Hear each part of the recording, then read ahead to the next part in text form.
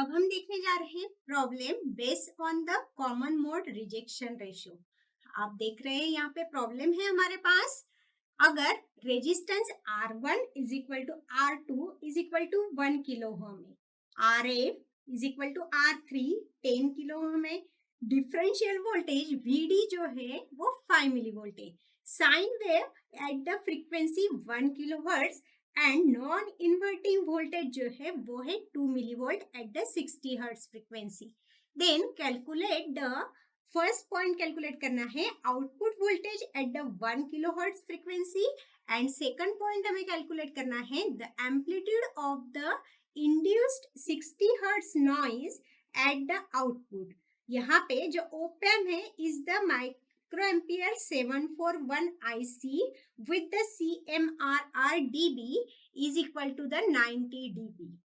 तो देखते हैं हम गिवन क्या है इस प्रॉब्लम में। हमारे पास गिवन है हमारे पास इस प्रॉब्लम में वो है R1 is equal to R2 is equal to 1 kilo ohm और RF is equal to R3 is equal to 10 kilo ohm और डिफरेंशियल जो वोल्टेज है VD वो है 5 मिली वोल्ट है एट द फ्रीक्वेंसी। वो हमें मिल रहा है यहाँ पे sine wave at 1 kilo hertz frequency और नॉन इन्वर्टिंग इनपुट वोल्टेज जो है वो है 2 milli volt at the frequency है 60 हर्ट्ज।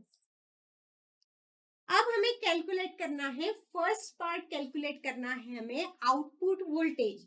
आउटपुट वोल्टेज कैलकुलेट करना है at the frequency 1 kilo hertz. At 1 kilo hertz frequency पे हमें आउटपुट वोल्टेज कैलकुलेट करना है और सेकंड पार्ट हमें यहाँ पे कैलकुलेट करना है अगर amplitude of the induce 60 hertz noise at the output. Amplitude हमें यहाँ पे कैलकुलेट करना है आउटपुट वोल्टेज का, तो वो होगा हमारा VOCM is equal to question mark at 60 hertz frequency.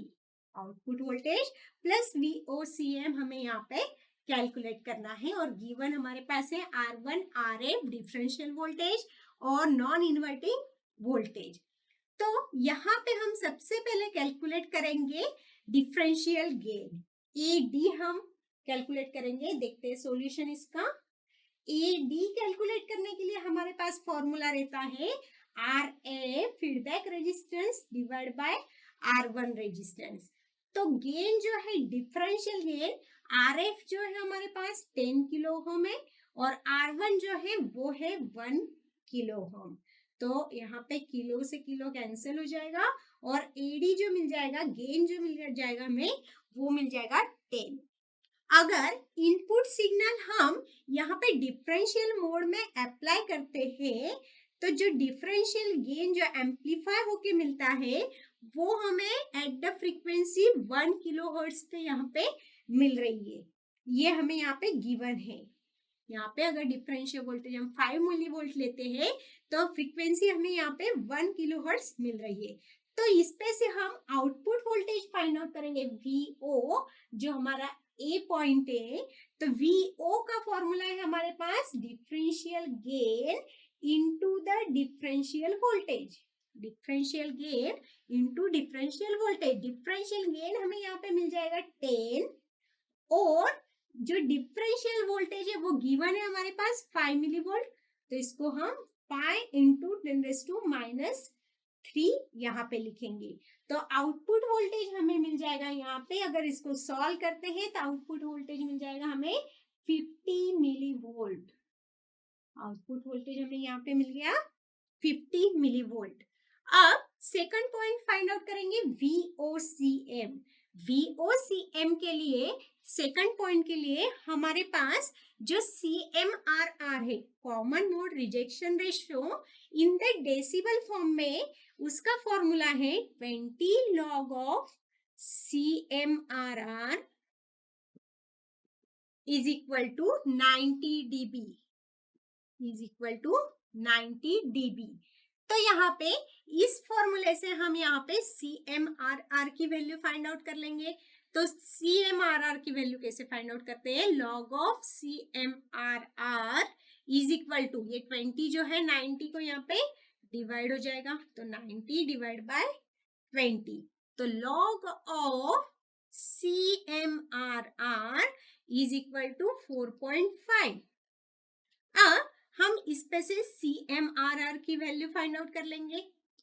तो CMRR की वैल्यू फाइंड आउट करेंगे, मतलब बोथ साइड हम एंटी लॉग लगा देंगे। तो यहाँ पे अगर एंटी लॉग लगाएंगे तो 4.5 की वैल्यू मिल जाएगी हमें 31,622.78। तो ये मिल गया हमें यहाँ पे CMRR, common mode rejection ratio. इस पे से हम फॉर्मूले से फाइंड आउट करेंगे VOCM। तो VOCM का फॉर्मूला है हमारे पास differential gain AD into VCM divide by CMRR। Differential gain हमने यहाँ पे फाइंड आउट किया है 10, VCM हमें यहाँ पे दिया है 2 मिलीवोल्ट।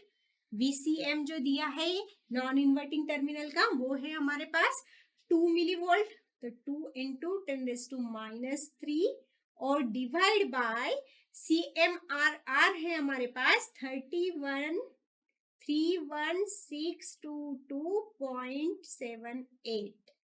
इसको अगर हम सॉल्व करते हैं तो VOCM हमें मिल जाएगा यहाँ पे 0.63 microvolt eight the frequency of 60 hertz. VOCM जो पूछा है हमें, एट द फ्रीक्वेंसी पूछा है उन्होंने 60 हर्ट्ज, 60 हर्ट्ज। तो ये हो गया हमारे पास सेकंड पॉइंट का answer VOCM, that is the 0.63 microvolt at the 60 hertz.